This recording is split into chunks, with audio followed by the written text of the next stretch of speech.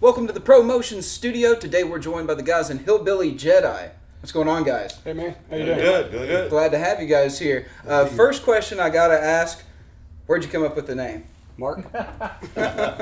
Our original bass player saw a Photoshop picture on the internet of Jay Clampett.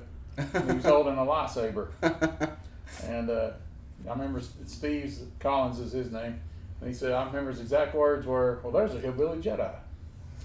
And it just kind of stuck and, Well, it's a killer name. I'm surprised it's not been used a dozen times already. I mean, it's a killer. It just, particularly around here, and right now, Star Wars is the big thing. Yeah. So. Yeah, and there's who is it?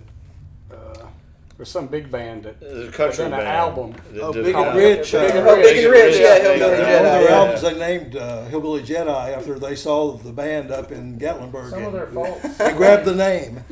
Oh, And we so contacted them, and we never heard back because our lawyers are on a lot lower level than we they didn't even answer that cease and desist. There you go. So how'd you guys get together? When did you guys start playing together? About 8 years ago, maybe? Yeah, William and I started about 8 years ago. Mark and I had done some work together a few years ago, and prior to that, and then I think the band had called him to come back in the band probably 10 years or more ago. And then about 8 years ago, William and I came into the group, and I was coming as I think we're both kind of coming as temporary to kind of help the band out in a situation they were in, and we both still here 8 years later. So. Oh, right on. And Yeah. Mike and William have played in music together for years and years and years, and so Mike joined us about 18 months ago, something like that. Yeah. Well, it's hard to come by people who are, well versed and, got a good attitude about it. You can always fight egos all day, but to find some people who get along real well and play music well, so you guys are lucky there. And you got how many albums? 6 albums that you guys have done?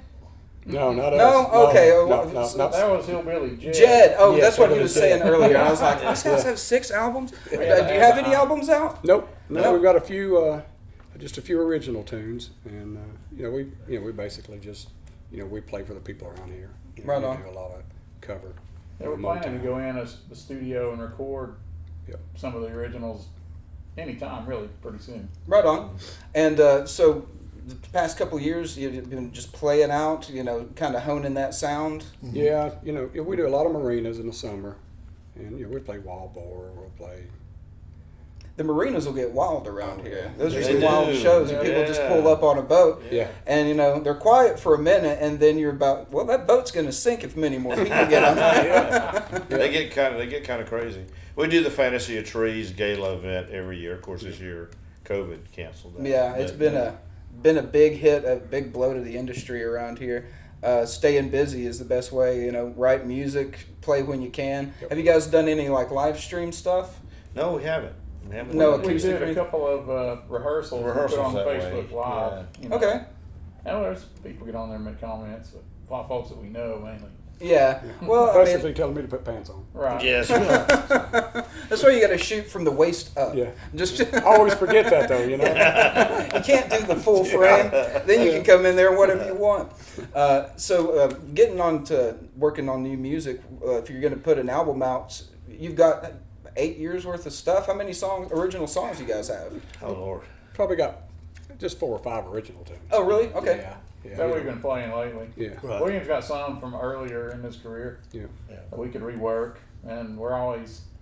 What happens to us is we'll be at a sound check and we're trying to get the sound going, and I'll start playing something that I've never played before. It just starts happening, especially if he starts a drum beat, and then we'll say, "Why don't we should record that?" So we We don't remember. We always So a lot of forget. times I just start some drum beat, he kicks off, and Mike joins in, and William just starts dreaming up music, words to it, and then nobody ever tapes it. We think, well, dang, that was a pretty good hook.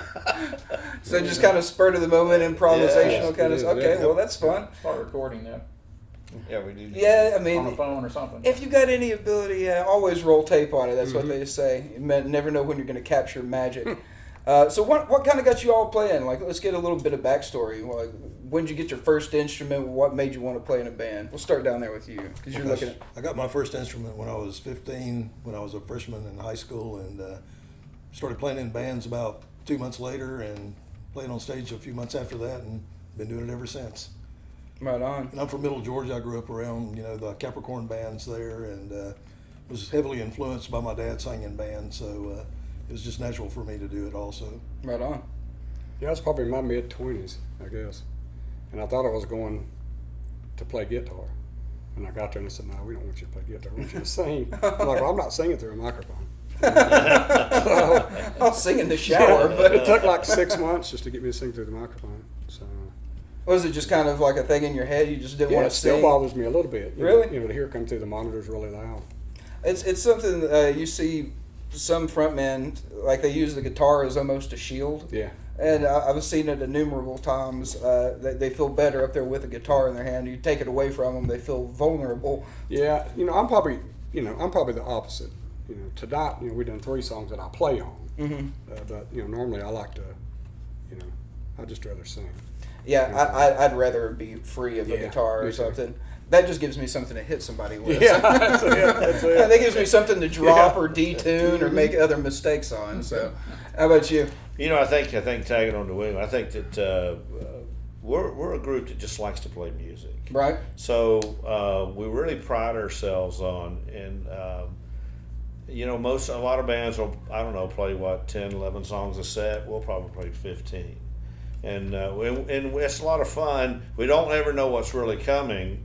It's that we'll make a decision, and we're going to do this one. So you really have to be in a position, guys. I think in 3 or 4 seconds, this is what we're going to go do. Wow. And I think that's something the crowd enjoys. We don't spend a lot of time on the microphone. But for me, I got started when I was about 10. I was in school bands and jazz bands and things of that nature. And when I got out of high school, I took it pretty serious for about 10 or 11 years. Things didn't work out too good, so I figured I needed to go get a job and just keep this as a part-time thing. And That old story. That old story. But I've met in all these years of doing. I've met some of the greatest people, some of the best friends I've ever formed. From living, I came from Florida, but moving up here and getting into the East Tennessee deal, and these guys here, we work together. We really have a good time. It's fine to get some money and that kind of thing, but it's more about, we always kind of complain, right? We got to lug this stuff up and set it up. But once it's set up, we really enjoy it to the end, and we got to say, oh my God, we got to lug this stuff out now. And it's usually pouring down the rain. Yes, usually pouring Hey down. man, every working band does not want to set up Yeah. their gear, but once they're playing, it's a whole different thing. And I wonder if it takes anything away from like those larger bands once they've got roadies. You're just coming out there and performing, but you've got none of that. You've not worked for it. I guess there's not like an honest day's work almost in it as well. Yeah. Right. No. As far as me, I started playing bass when I believe I was 14, and played that for 3 years. My best friend was an incredible drummer. He was on the road for several years. They opened for a lot of big bands, and he's the one that taught me into getting a bass. So I played violin as a kid in elementary school, and I picked it up pretty quick. So, I'd just sit there and pick out the notes on the record player over and over again. And You can play violin? I did. I've got one too. I've got my granddad's violin. He's like, I've got a song in I mind. don't know how to play it right now. But Devil went down to Georgia's not going to come around. I kind of got bored with bass, and this is a situation we're in. All the high school bands, we had different iterations of the same guys, and started playing guitar. There was a guy that was older than us, and I would watch him. And I bought a cheap guitar. I'd watch him at practice. I was still playing bass, but I'd go home and learn the chords he was playing and start getting into that part of it. And it's just, guitar is a lot more fun to me. You see it go like both ways. Like sometimes somebody will get a bass or a guitar first, and then they'll switch over, to the other instrument that just kind of resonates more with them. I wonder if there's a science behind that. There's got to be some kind of psychology Yes, there. There probably is. Yes. So, from judging by what he was saying, there's not like a set list when you guys go up to play. Oh, no. How many covers and stuff do you have on like? Chiefs. Couple hundred? Several We got over hundred. 300 Several songs. hundred. Oh wow! So you Every just kind once of in a pull them while, off. well, every once in a while he'll pull. I know where you go. Every once in a while he'll pull one out, and I don't know about the other guys, but I'm sitting there on the throne on drums, thinking, "Okay, I know we've done that a lot. We haven't done that one in 6 I months. hope Mark starts it, so it like at least get a phrasing." They're looking on it. at you like, "Where's that count?" Yeah. Yeah. You gotta be on our toes. Yeah, you just got to watch the crowd and see what they're doing. Well, I mean, if being they're bored, you got to do something different. And that's kind of, I guess, the best thing about not having a set list is you can kind of, well, the energy's dropping, let's pick it up with something, so you can kind of feel it Absolutely. Yeah, and I don't hardly talk at all on the microphone. No. I'm not telling them to tip their bartender, server, or something like that. out. Well, that's a weird thing, like, at a bar when somebody gets on a pedestal and starts having a speech. It's like, yeah. could you just play some Yeah, music? yeah, sort of tune out and or just get up and go somewhere else. Who do you think you are, Bono? Yeah. Or some comedian, right? Yeah, right. Well, so maybe going to be working on an album sometime soon or an EP, get some singles out. Where can people get in touch with you? What's the best way to book you? Or There's actually several ways. So the website is obviously www.hillbillygedi.com, and you can find us on Facebook. Same thing, Hillbilly Jedi, Reverb Nation, and we also have another Facebook presence. It's called Hillbilly Jedi Family and Friends. So if you go to YouTube, you can find all kinds of, for all the years the band's been together, there's just tons of video out there for folks to see. Awesome. Nothing of the quality we've came into your place to do today, but still pretty good. So there's a lot of ways Well, to we find did out open about for it. Blues Traveler. We opened for Blues. We did that. What Oh, was where? that? Was the Maryville Foothills Fall Foothills Festival? Fall. Oh, okay, I was We at opened that for Blues. concert. Yeah, That's we opened awesome. for Yeah, Blues. John Popper's a badass, man. Yeah. That's when he had dropped all that weight too, and he was just blowing yeah. that heart, man. That was next to the last one. I think they did. wasn't it? Yeah, because I think Tim McGraw was the next year. Yeah, I And that think was it the was, last one. yeah. Tim McGraw. Yeah, we've been out the shed a few times, with helping WIMZ with their drives, which is something that we've always enjoyed over the years, and there's also a cycle gang that Billy Kidd, who's unfortunately recently passed away, Billy was involved with, and Mark has gone back with Billy for many years. So there's some awesome video out there for those of you who may be interested of Billy with the band, and so it's pretty cool to have that was preserved. That was a big loss to just the local. I mean, he was a philanthropist through and through. He was just give to people. Absolutely. We So would have just played the Camping for Cans this past Sunday with him. That's right. And that's the Shallow Riders who Keith was referring to. Always rode in on Sunday and brought their donation in Sunday after Thanksgiving. We'd go out there and where he was camping and play. And of course, this year there wasn't going to be that anyway.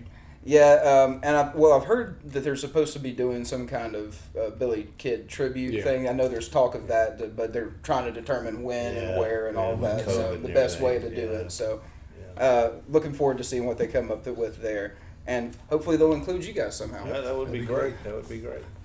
So yeah, check them out online, hillbillygedi.com. Look them up on Facebook. Check out those videos and stay tuned for this promotion live session because they absolutely slayed it. Go check them out live when you get a chance. Guys, anything else? That's it. Happy birthday, Tron Appreciate it. Luttrell. Happy birthday, Don Luttrell. Tron Luttrell from Tron. Kincaid Band. Knoxville's Oh, oldest yeah. teenager. We know 70, 74, I think. Yeah, he rocks it, 74. man. He puts in work. And he's all got to the put up time. with Bill Kincaid all the time. Yeah. Knoxville's oldest teenager. As Scotty has labeled him for that. I know. Yeah, those guys are great. They've been another hard-working band around here. So, guys, thanks so much for stopping by. Check out Thanks this for having live us. session. Don't forget to like, subscribe, comment down below. That way you don't miss another promotion live session. Check out Hillbilly Jedi. See you next time. Thank you. All right. Thanks, bro. Grace, guys. Awesome. Yeah, absolutely. Awesome, man. Thank you. Yeah, appreciate it. Always look forward to doing this stuff.